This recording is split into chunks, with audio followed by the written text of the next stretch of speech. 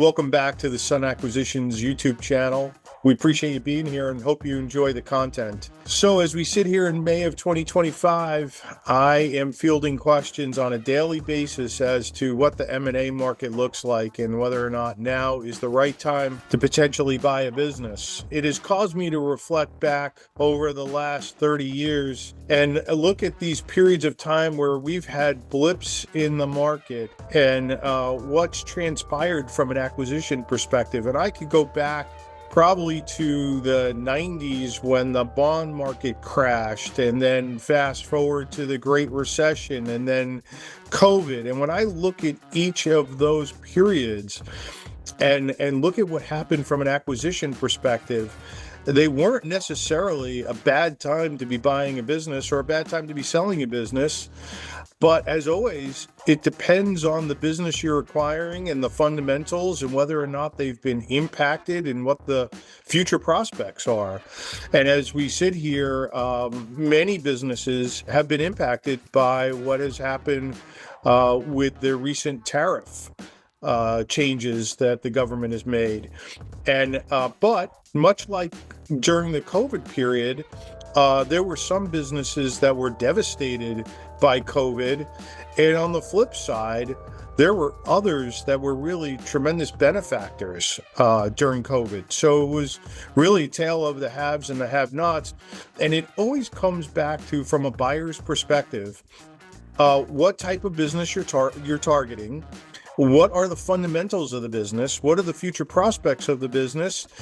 Because I will tell you that the banks are still lending. The interest rates, in fact, have been bouncing a bunch, but have generally come down over the last 12 months. And it now is not necessarily a bad time to be buying. Same thing from a seller's perspective. Now is probably a really good time to be buying because there are going to be fewer deals on the market, given that many businesses have been impacted by the tariffs, and we're uncertain as to what's going to happen. My advice to buyers is if you're serious about buying a business, make sure that you do a couple of things. First, you need to have a strategic acquisition plan. So what does that mean? What does that include? One, it includes, how are you going to source your deals? How are you going to find those deals? And there are many business for sale websites, and those are fine to be looking at. And you can even set up profiles, then they'll alert you to businesses that are coming to the market or have come to the market. But there are many other ways to go about sourcing deals, and you need to build a plan around that. You need to understand how you're going to value those deals. So once you find them, and I'm talking well beyond the financial aspects of the business, what are the value drivers of a business? What are the things that really create long-term sustainable value in a business? And if you're not familiar with what value drivers are, we have a podcast episode on our website that really covers value drivers in tremendous detail. I would highly recommend listening to that episode. We might have more than one, but really important to understand not just the financials, but the value drivers of a business. And then how will you fund that transaction? Lining up your funding, at least on a broad level, before you go and start sourcing deals is really important.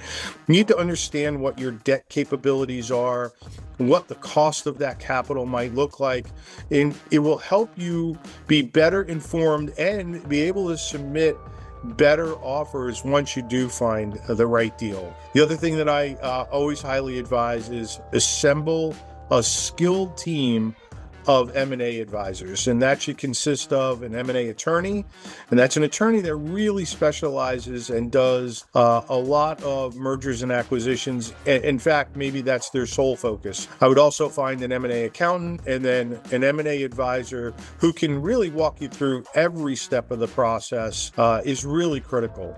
Diligence. Have a plan for diligence, and not just financial diligence, but operational diligence. And the banks are asking many more questions these days, so you need to be prepared for their questions.